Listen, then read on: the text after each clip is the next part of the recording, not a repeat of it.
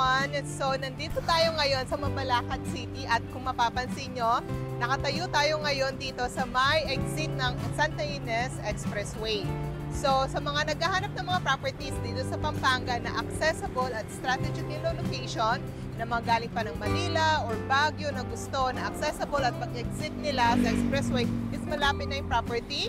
So, watch itong video na to dahil titignan natin yung mga properties or house and lot na malapit lang sa expressway. Okay?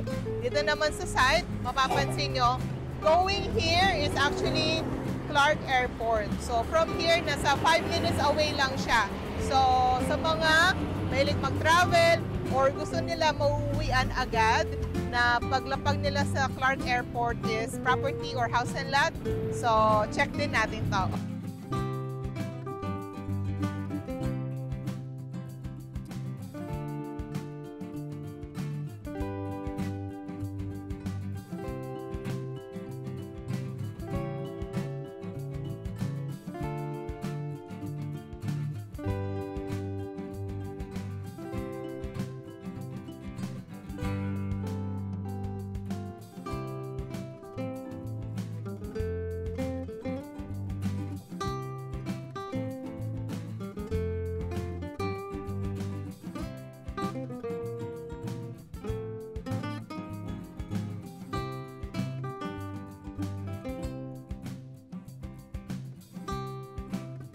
So guys, nakalagpas na tayo ng NLEX Expressway.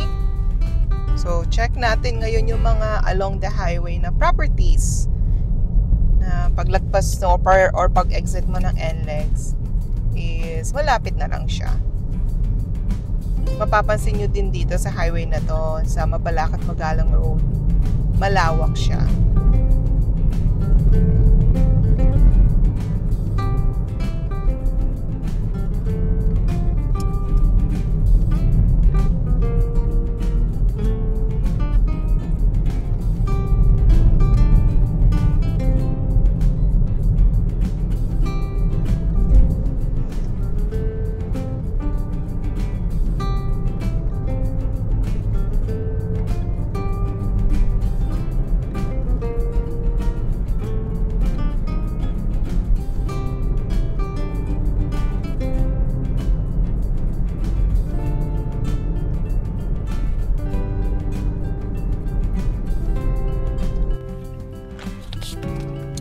Malapit na tayo sa Hamana Homes. Dito siya sa right side. So, maganda din dito, no, along the highway yung property nila. So, ayan. So, dalawa po yung gate nila. Isa, ito sa side, na ongoing yung construction nila dito sa mga, sa phase 3. And then, ito naman is yung office nila.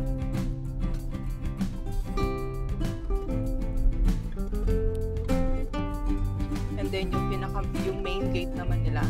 Yan, papasok tayo dyan. So, ito nakikita nyo ongoing construction. Yan yung retail store. So, ang kailangan natin, nandyan na lahat. Sir! Agent po! Shoot lang kami. Ah, hindi pa. Park lang kami mag-surrender. Yan. So, dun pa lang, bago kayo makapasok sa pinaka-gate nila, meron ng guard dito. So, imagine nyo, gaano siya ka-safe, no? Double yung mga guard. Actually, meron tayong 38 guards sa community. So, ito na yung gate. Saan tayo magpa-park? Ito lahat ngayon. Ngayon, Wednesday na. Pwede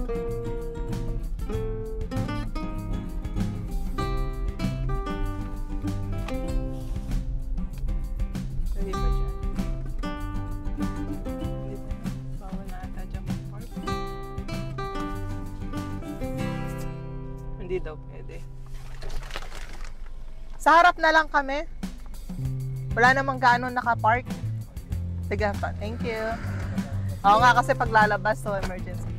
O, sige po, salamat. Kita na harap.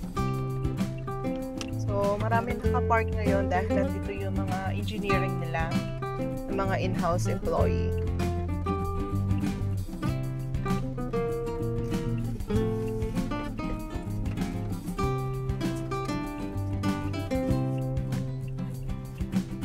pabalik tayo dun sa harap ng office, ng sales office yon.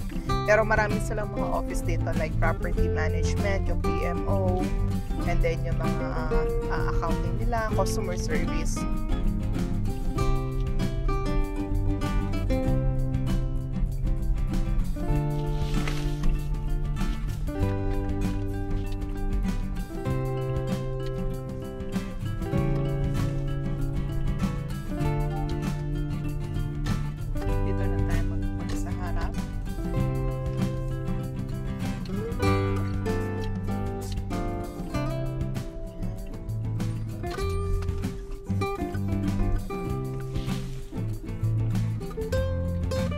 Pakita ko lang yung vicinity map niya. Hi, sir! Sir Brian. Kenny. Sige. Pakilala ko lang si Sir Brian. So, siya yung marketing admin natin. YouTube. Yan. Ayusin ko yung video ni Hamana. Okay. So, pakita ko lang yung vicinity map ni Hamana Homes. So, nandito tayo ngayon. Kung napansin nyo, along the highway lang siya sa Magalang Mabalacat Road. So, marami tayong mga nearby. Like, ito, yung mga church natin. Meron din tayong mga schools. May mga palengke din tayo. And yung pinakamalapit nating hospital dito is si John Paul II Medical Center. Okay? May mga Jollibee na rin tayo dyan. And then, dito yung Clark International Airport. From Hamana Homes ay nasa 15-17 minutes drive time lang siya. Then of course, yung future train station natin. Ayan, Clark City natin, going siya dito. So, andyan na lahat. Okay? So, next. Updated to, sir? Yes. Pero gumanda siya ngayon. At least kita na yung mga available. No? And ang bago dyan, ma'am, yung naka-legit na tayo for move-in ready and near ready. Oh, so it means ma-identify natin kung gusto ni client na makalipat ka agad or yung mas mabilis lumipat, may move-in ready tayo or yung RFO unit natin, yung near move-in ready natin. So halos patapos na rin. Wow! So tingnan mo, meron tayong 370 units na available pa. And then, yung sold natin as of now is 483. And move-in ready natin, 14 units. So, sa mga, alam ko marami naghahanap dyan ng mga RFO ready for occupancy or yung gusto agad makalipat. So, meron pa tayong mga available na 14 units. And near ready, ibig sabihin mga ongoing construction and konti na lang, malapit na siyang matapos. So, meron tayong 41 units. So, ito naman not available to as of now. Pero, marami pa rin tayo na, let's say, flexible pa rin yung payment term to 12 to 15 months. Pwede pa tayong 15 months? 12 months na lang. Okay, so 12 months na lang yung down payment natin na installment, na payment term, which is mas maganda yun kasi mabilis yung pag-construct talaga nila. So, okay, so meron tayong single attached, duplex deluxe, and triplex, and tinatawag nila parang townhouse. So, ito yung map natin. So, andito tayo ngayon. Ito yung kung saan tayo nag-park kanina, dito sa along the highway. And then, meron silang 2 gate. Ito, isa dito, and then, yung isa dito kung saan tayo bumalik kanina. Ang maganda dito, isa sa mga pinagmamalaki ni Hamana Homes, yung mga widened roads. So, dito sa gate pa lang natin, meron na tayong 16 meters. So, pagpasok natin dito sa isang gate, complete amenities na yan. So, meron tayong playground, swimming pool, 2-story clubhouse. Sa second floor, meron tayong for fitness, no? And then, basketball court. And then, itong detention pond. So, mga hindi familiar sa detention pond, or familiar kay BGC sa Manila, kung napapansin nyo, mataas yung area and hindi binabaha. Kasi meron silang detention pond sa baba. So, ang detention pond, ang purpose po niyan is na maintain and flood-free po tayo. So, nakokontrol niya. Which is good.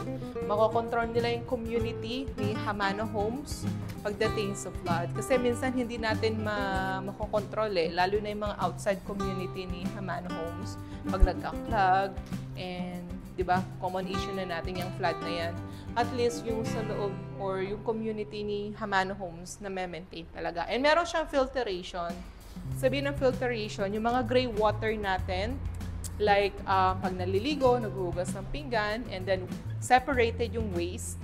So, nafi-filter yan, and then yun yung pagdidilig nila sa mga halaman. So, ibig sabihin, hindi lang po puro bahay, kundi greeny din siya, more nature. So, may mga halaman tayo, which is maliles siya sa HOA kasi meron tayong pinagkukuanan ng tubig na nafi-filter from detention pan.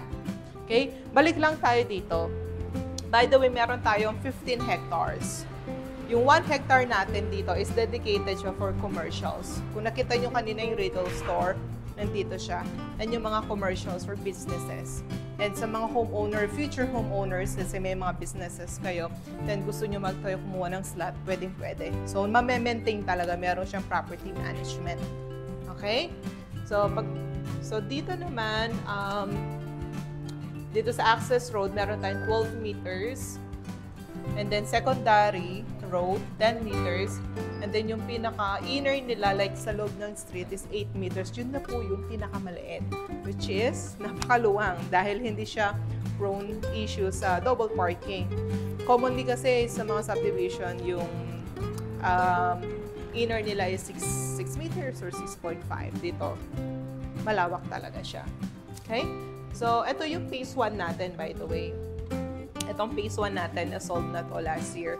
May mga community na po tayo dito. And dito, located yung mga RFO natin. Actually, maliit lang yung community niya, no? Not-congested siya. From here, sa dulo, 500 meters going gate.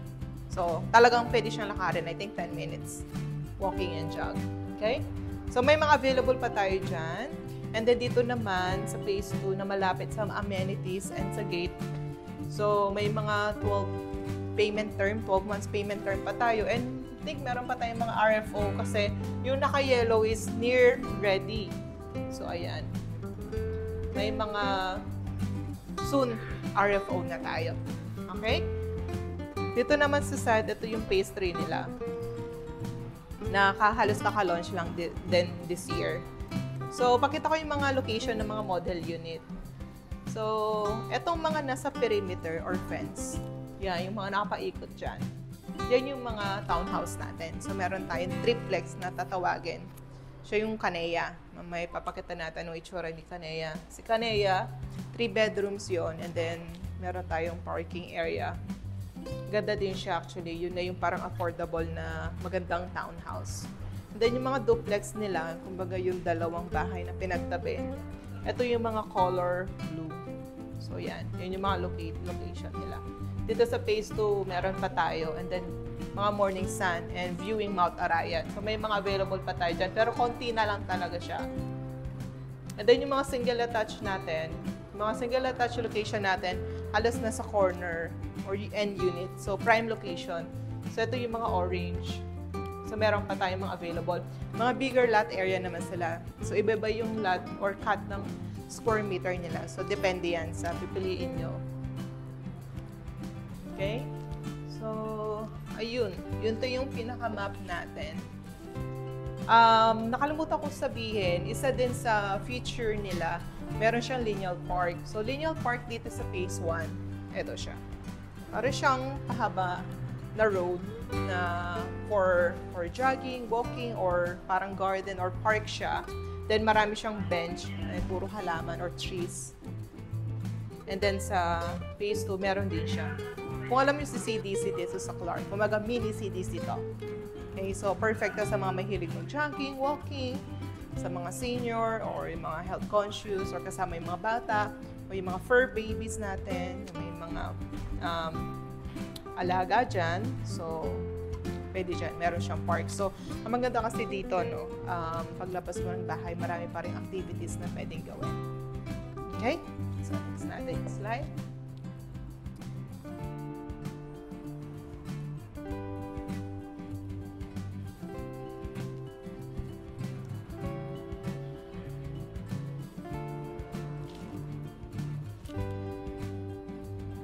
Pause mo muna. Pakilala natin sino yung parent company or developer ni Hamano Homes. So, siya po ay si PHDC or Pacifica Homes Development Corporation. So, Kilala nyo na yan kung nakikita nyo. So, sila po yung may-ari ng mga Century Tuna, 555, Birch Free, Potato Corner, Shakey's, Peri Peri. Yan, sa Artalan. So, business partnership nilang condo sa Manila. Bali kasi si PHDC, ito yung parang first, horizontal or house and lot na property dito sa Pampanga. And then yan yung mga product nila. So more than 40 years nila sa food industry. So bakit ko to sinasabi? When it comes to credibility, no, napaka-importante niyan. Lalo na gusto natin ma-secure na tama yung ipag-i-invest natin and matatapos talaga yung construction. And alam mo na, no, iwas sa mga anumang mangyayari in the future. So when it comes to credibility, matatapos yung construction. So wala tayong magiging problema kay PHDC, kay Hamana Homes. Eh, nakita nyo naman, grabe yung construction, sobrang bilis. Kaya 12 months payment term na lang sila. Mamaya papasok tayo doon, so makikita nyo. Okay? Ngayon, proceed tayo. By the way, ito yung natin, amenities. Pero makikita nyo ng action mamaya. Pupunta tayo doon. So, meron tayong pool na separated for kids and adult. Ito yung clubhouse natin. Then yung playground and basketball court.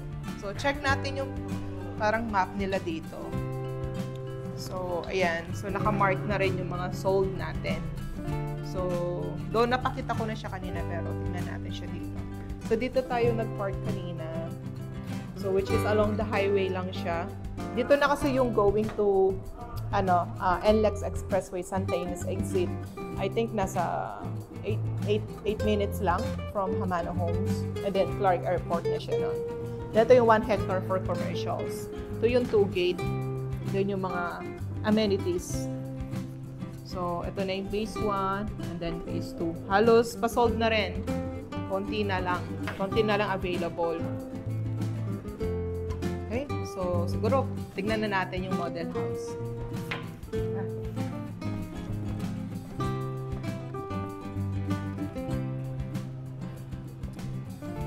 Stop customer service. Pakita lang natin yung materials na gamit nila, nagawa sa concrete na 3,000 PSI. Ang tawag nila is plus wall. So, ito yung gamit nila, which is good kasi concrete 3,000 PSI. Then, meron siyang frame.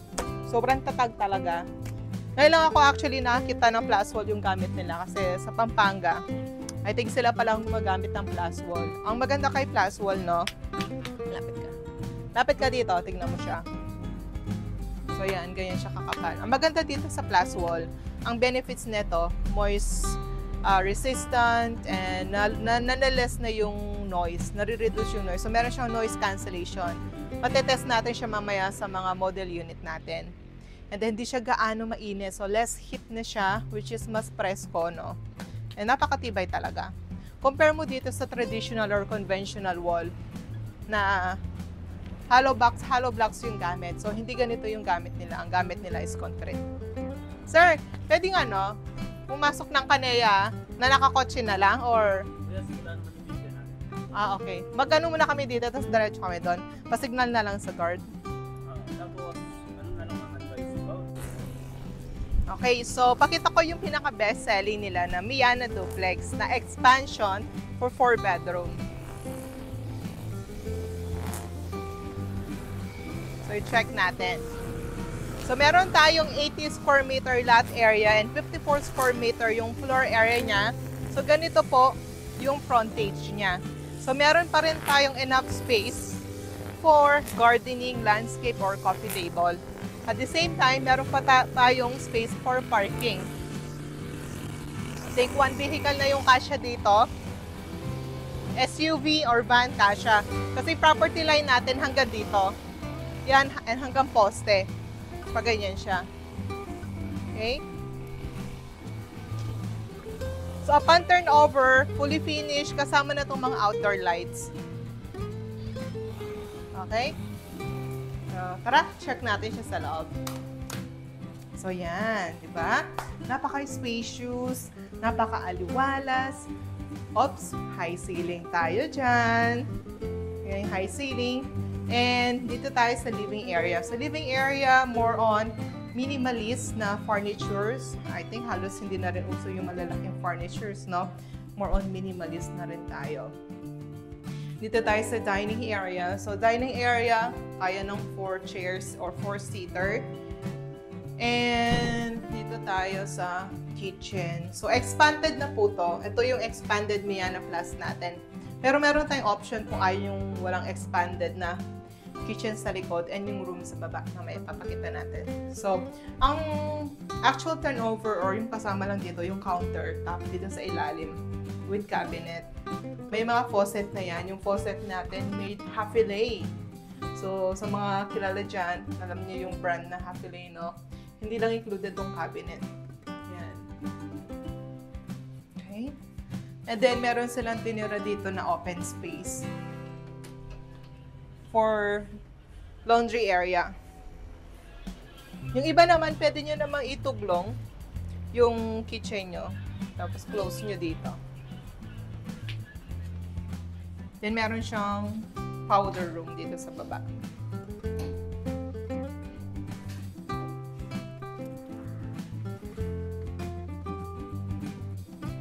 Pakita ko yung ito yung pinakamaganda dito sa ilalim kasi gustong-gusto nila to sa mga client. Lalo na kapag may kasamang senior or depende kung gusto nyo may room sa baba. Yung iba naman, couple lang, ginagawa nila tong dining area. So ito, meron siyang 21 square meter na expanded na room. Not included yung mga furnitures, pero high ceiling na yan, kasama na yung mga ceiling lights. And meron siyang toilet and bath.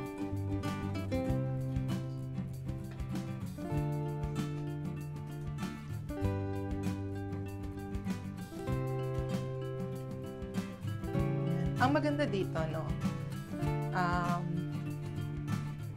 meron siyang sliding door. So, kitang-kita yung garden mo sa labas. Let's say, pag-isa mo sa umaga, yung mga morning person, then dito yung coffee table mo. Perfecto. Sobrang ganda. Okay? So, check natin siya sa taas. Pakita ko lang kung bakit napaka-liwanag at hindi ba yung mga natural lighting. Dahil, grabe yung mga window type nila. Ang lalaki talaga. Meron na naman tayong window dito. So, ako kasi gusto ko sa bahay, no, yung pagpasok mo maaliwalas, maliwanag, hindi siya madilim. So, ganito yung setup niya. So, check natin siya sa taas. Ang maganda dito, no, hindi stiff. Okay yung stairs niya, safe for senior and children. Then, tingnan nyo, ito pa. Tingnan nyo sa stairs niya, parang cathedral. Diba? From floor to second floor yung bintana. Kaya maliwanag din. Talagang hindi siya madilim. Sobrang dami yung bintana. Napaka-modern. So, dito tayo sa second floor. So, pagdating dito sa hallway, isa sa mga pinakita ko kanina kung saan gawa yung materials. And napakatibay talaga. Kung naghahanap kayo ng matibay talaga and quality, Hamana Homes, yung second floor niya, talagang buho, solid. Hindi kayo narinig kahit tumatakbo yung bata dyan. So, dito tayo sa first room. Okay. So, sa first room, for single bed, sa mga children or pwedeng gawing office room, then meron na rin siyang bintana dito, malaki. Meron pa rin tayong space for closet. And sa second room, actually same sila ng size nito. Yan, single bed din siya. Ito lang, dalawa yung bintana nito. Yan. Then meron pa rin siyang space for closet. And then sa master bedroom, yan. Kasya dito siguro queen size. May space for closet. And meron tayong malaking bintana. So, napakaluwanag. See? And of course, may balcony tayo dyan. Diba? Para siyang hotel. Pagising mo, coffee, or sa mga work from home. Kasya yung 2 chair dito. And then tempered na siya. So, tignan nyo, diba? Napaka-greeny, nature. Yan kasi yung theme ni Hamana Homes. So, napaka-relax talaga ng community nito. No? So, sa mga dream community talaga. Okay? So, check natin. Dito sa hallway, meron tayong common toilet and bath. Ayan. So, meron na siyang tiles.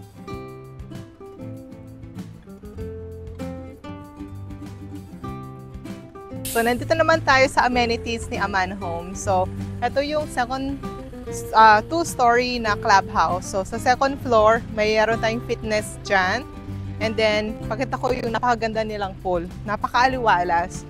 So, meron tayong separated yung for kids and adult nila. Then, meron tayong paliguan doon.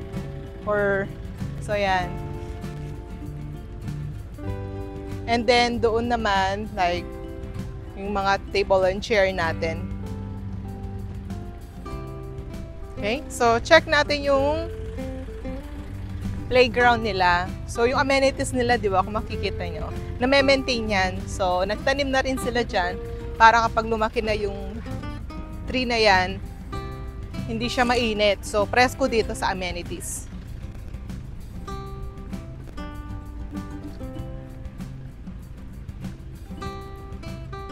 So, napakaluwalas ng playground nila.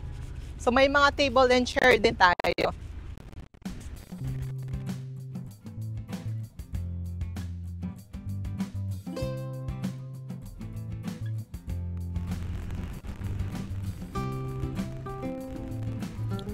So, yun yung playground natin.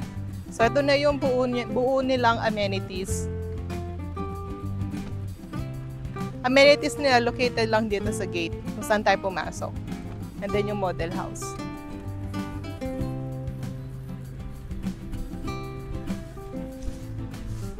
Okay. Yung basketball court nila is banda doon pa. Okay, so guys, pasok tayo or punta tayo sa Kanea Model. Yun yung triplex or townhouse nila. So, ito yung basketball court nila. And dyan din yung location ng detention pond natin.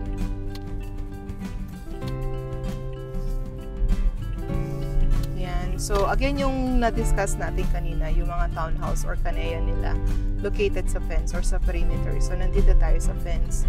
Dito sa secondary access road nila, kung mapapansin nyo, napaka-aluwalas ng daan. I think 12 meters to. So, halos gawa na rin dito yung townhouse natin. I think sold na lahat to. So, ibang location yung mga available na townhouse natin or Kanea model.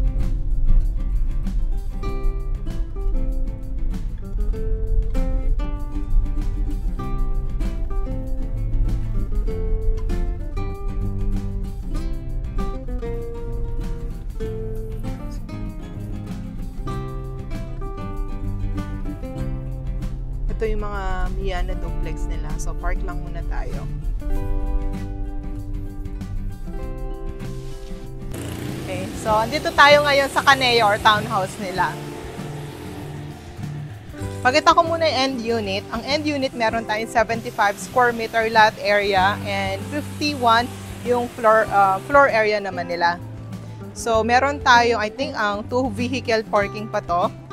And kapag end unit yung kinuha nyo, meron tayong space dito sa side. Paikot dito sa kitchen. Ito yung lanay area. Perfect to sa coffee table or family gathering. And dito yung space ng kitchen or back set. Ito, pwede kayo mag-expand for dirty kitchen. Okay? Lahat ng mga unit natin dito sa Aman Homes, by the way, may mga fire exit. Ayan. So, check natin siya sa loob.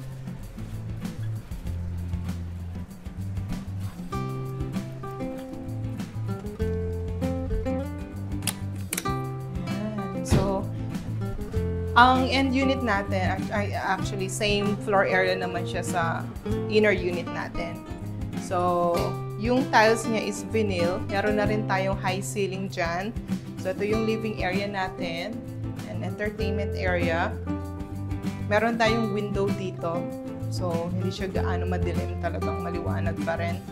And then, yung dining area natin, good for 4-seater. Or, pwede nyo gawing dining area dito sa labas. Yung mga ibang owner dito, ganun ang ginagawa kung gusto nyo konting space pa. Okay, so not included yung mga furnitures. Included to, ng countertop with cabinet na siya. So, ganito na yung tiles, yung color. Then, half fillet, may mga outlet, and meron siyang malaking bintana.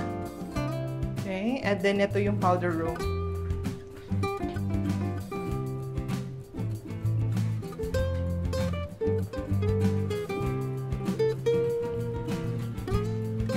So, check natin siya sa taas. So, dito naman sa stairs, meron pa rin tayong window. So, hindi siya, this may natural lighting pa rin.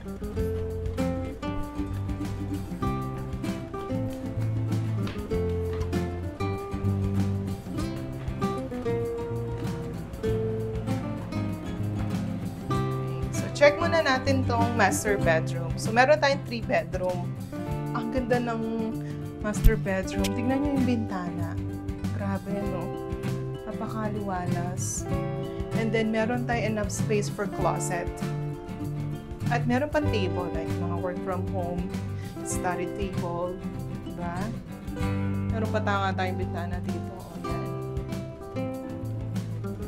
So, dito naman, yung common toilet and bath.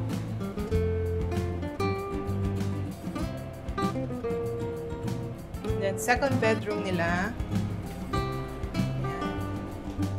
So, single bed. Meron pa rin enough space for table, closet, and may window tayo dyan.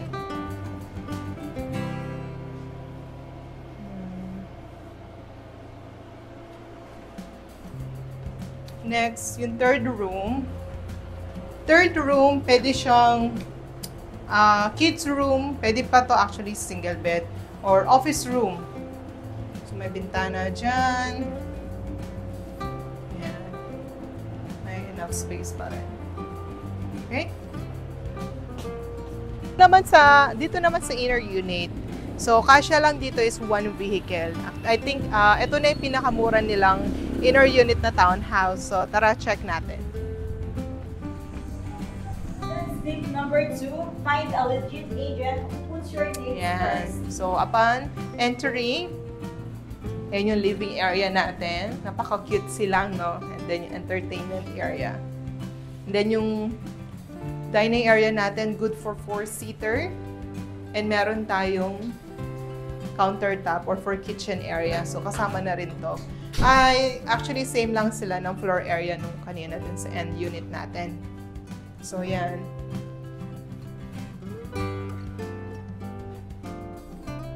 Then, yung sa likod niya, may space pa rin tayo for dirty kitchen. Yan yung space niya. So, simula dito, may naka-ready na rin mga gripo tsaka ng tubig.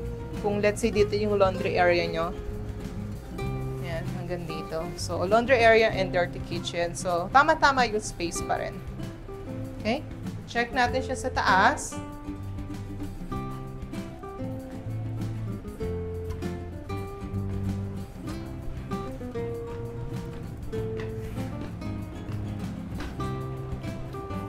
So, dito naman sa taas, yung master bedroom nila. Yan. Iba lang yung orientation ng window type neto compared dun sa end unit. Pero marami pa rin siyang bintana. I think queen size, closet, and then along the highway, common toilet and bath.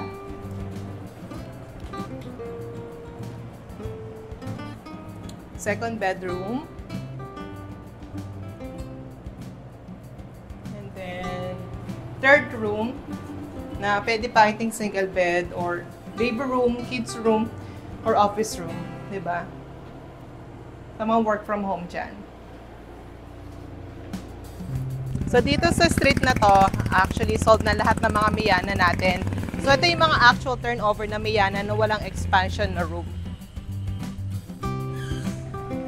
And then, makita nyo, ito na yung pinakamaliit na street nila na 8 meters. So, napaka-aluwalas talaga.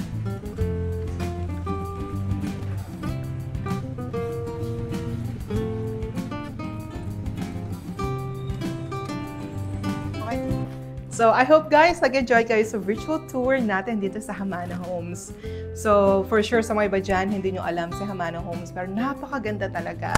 I hope na-feel nyo yung pagka-exclusive, yung vibes, yung nature. Sobrang ganda nito sa actual.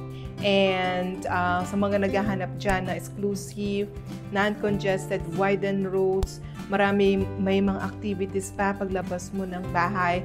Perfect talaga to sa family and sa mga children. And pet-friendly din po siya. So, pagdating naman sa location, napansin nyo naman na accessible siya since along the highway. Near expressway siya ni NLEX Santa Ines, Mabalacat. May mga Marquee Mall tayo dyan in SM Clark. So, may mga available pa tayo pero mabilis po tayong masold. So, if you are interested or to know more, message me. May number ako dyan and email address. I'll be happy to assist you. Or to schedule your site visit. Mas maganda po makita nyo to na actual so you can feel the vibes, the environment, and yung mga unit natin and gaano siya quality. Okay? So again, this is Bel Garcia, your property advisor from the Forge Realty Corporation, and hope to see you guys soon. Bye!